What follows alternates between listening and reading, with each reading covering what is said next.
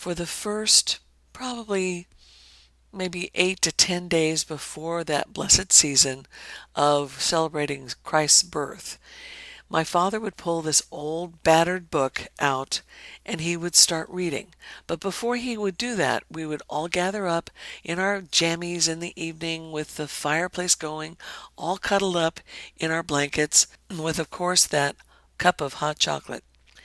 And he would, in his deep voice, read once again those beautiful stories that I so came to love every single year.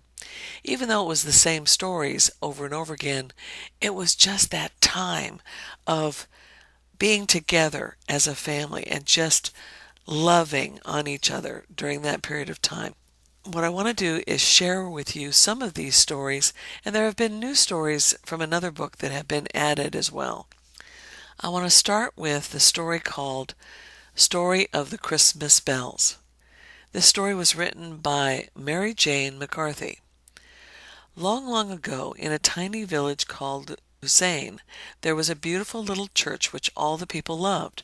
This church had been built by their forefathers generations ago from the stones and logs on their farms.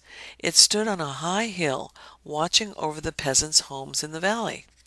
From outside appearances, the church was no different than many others, but inside it was the most beautiful of all, for it reflected the love and spirit of its people.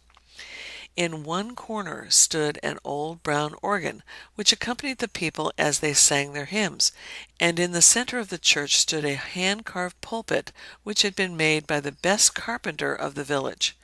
The people of this tiny village had always dreamed of having beautiful silver bells in their church steeple, but they were very poor and could not afford them. Year after year they hoped to save enough money to buy these bells which would make their church complete, but the church steeple had remained empty. Nevertheless, the people loved their church, and each year on Christmas Eve, people came from near and far to enjoy the beautiful Christmas program. And because it was Christmas, those who would attend brought their most precious gift to lay at the foot of the altar in honor of the child of love. Far, far away from Lucerne, there lived two little girls, Mary and Margaret, who were daughters of a very poor and humble peasant farmer. The little girls were too young to understand why they could not afford to travel to the church in Lucerne, but they had heard about the beautiful service and wanted to be in the church on Christmas Eve. And at night, when they were alone, they would talk about going to Lucerne, and then they decided on a secret plan. "Nobody knows," Mary said, "how many wonderful gifts are laid at the altar, and the people can never tell others of the beauty and love in the church on Christmas Eve. You have to be there to see it." An old man who was traveling through the country on his way to teach school at Lucerne told us that the church was very old and that it was the most beautiful in all the land.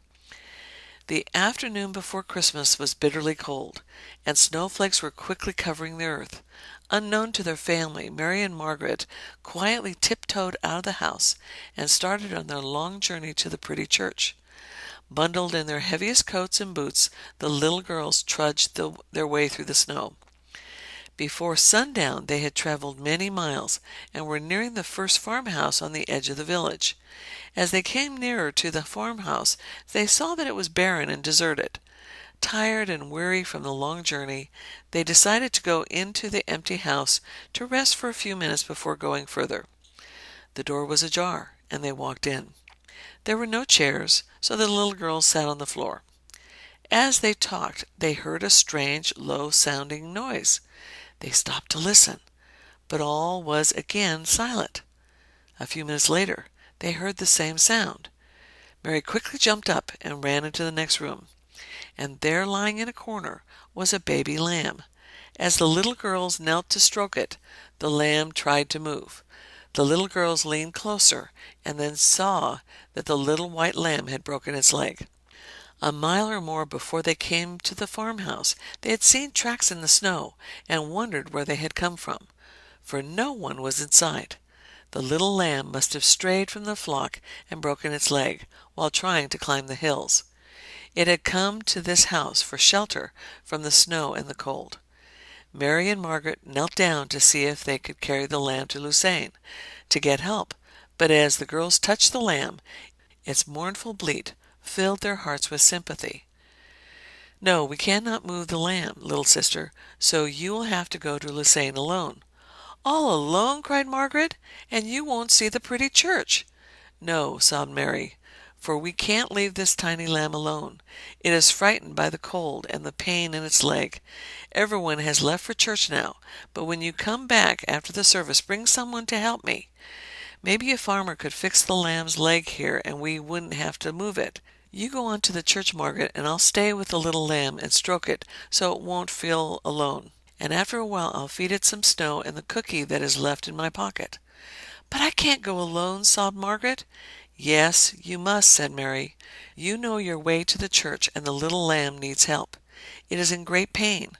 When you are in the church, you must watch carefully every minute, so you can tell me everything.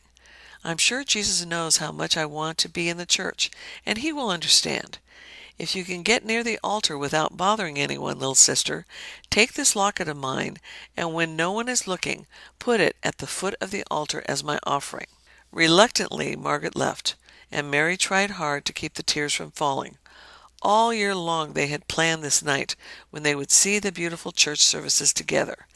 Now their plans were forgotten, for Mary was huddled in the corner beside the cuddly little lamb, and Margaret was going to see the pretty church all alone.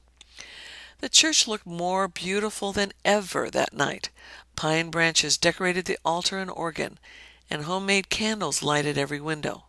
When the organ played and the people sang, the music was so beautiful that Margaret had tears in her eyes, wishing that her sister were at her side.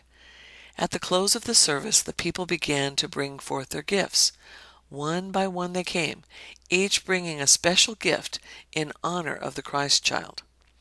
Margaret did not move from her seat, for she was too busy watching everything.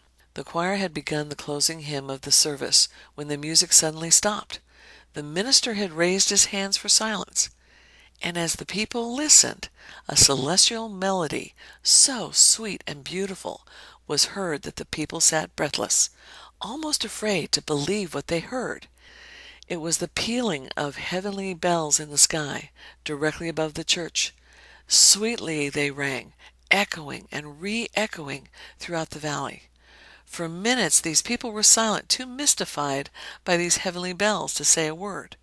But then, one by one, they rose from their seats to see what gift had been offered to make the miracle bells ring. And as they looked, they saw only Margaret, who had quietly crept to the altar to offer Mary's locket in honor of Jesus. A little girl's love was greater than her personal desire to attend the pretty church service. The true message of Christmas had been remembered, and the Christ child was rewarding mankind, for throughout the valley the people heard the sweetest and most beautiful melody ever played on earth, the music of heavenly bells. We often pause to wonder, when our own church bells ring out so beautifully on Christmas Eve, if the heavenly bells above the little church of Lucerne are also ringing.